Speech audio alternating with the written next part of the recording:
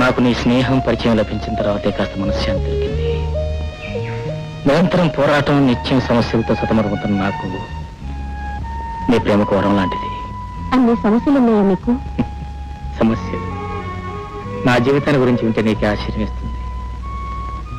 నాకు 6 ఏళ్ళ వయసు వచ్చేసరికి మా నాన్నగారు యాక్సిడెంట్లో చనిపోయారు. మా అమ్మ, 2 తమ్ముళ్ళు, చెల్లి.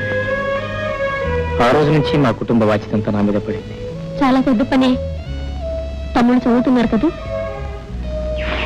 కాలేజీలో చదువుతున్నారు. అయితే వాళ్ళందరికీ చాలా ఖర్చు అవుతుందేమో? ఎంత లేదన్నా నెలకు 700 అవుతుంది. కాలేజీలు తెరిచారంటే 1000-2000 ఎక్కువ అవుతాయి. మరి చెల్లెలు పెళ్ళి? అది ఒక సమస్య. కట్నాలు కానుకలే ఉంది. రోజులు ఆడపిల్లకి పెళ్ళి ఎలా అవుతుంది? పెళ్లి చేయాలంటే కనీసం 10,000 కావాలి. అవన్నీ తలుచుకుని చాలా భయంగా ఉంటుంది. అప్పుడేనా? ఇక చాలు, లేవండి.